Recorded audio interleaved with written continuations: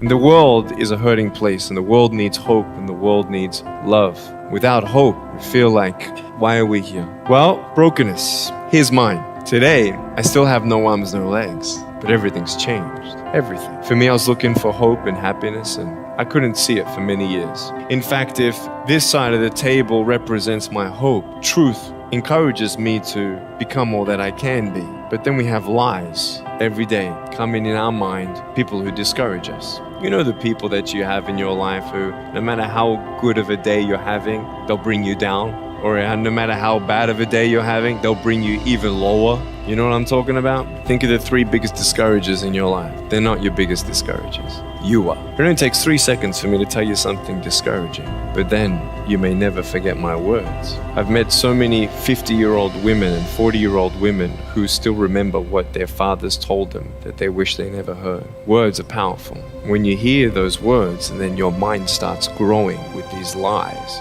When I'm 24 years old, 5-6 years ago, I was in California, and I never met anybody else like me. When I was 10 years old, I wish I would have met somebody like me. Never did. Didn't get that miracle. But at 24, in California, I saw a little boy with no arms and no legs, 19 months old, just like me. I knew he was going to be bullied. I knew he was going to go through depression. I knew he would feel alone. I knew that he would get worried if he's ever going to have a girlfriend, and so on and so on. I got the father to bring him up on stage in front of 2,000 people, and everyone was crying. And it was a materialization of when you don't get a miracle, you can be a miracle for someone else. I am not a superhero. I go through ups and downs. So do you. But take one day at a time. And if you haven't found that peace of knowing who you are and why you're here, and where you're going when you're not here, for me, I want you to know that's how I've overcome. I don't have any walls. My book's called Life Without Limits. And what will be, I've acted in a short film, 30 awards. I got Best Actor in a Short Film.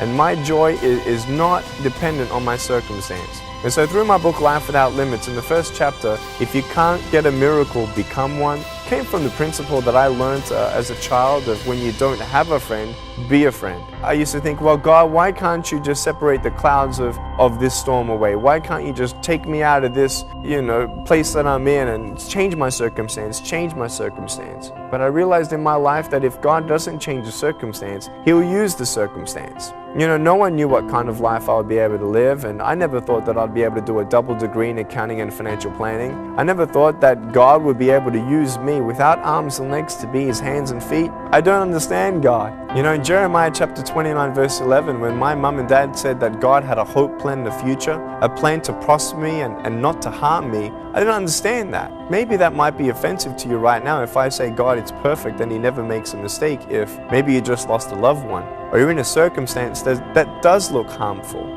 Well, first of all, I sit down, no joke, and I say, God, I don't even know how to pray. And sometimes I can't even pray for myself, and that's when I ask friends of mine or even family members, hey, can you pray for me? And prayer is so important. Sometimes it's not just praying things away either. Sometimes it's praying and fasting. Sometimes it's even talking with somebody and letting them know what you're going through. And maybe you get a gold nugget of wisdom or a practical thing that you could do differently. Or maybe it's just having someone else know that you're going through it and they check in with you every step of the way. Another thing though, an exercise that I do when I'm depressed is to write down the things I'm still thankful for and make tiny goals.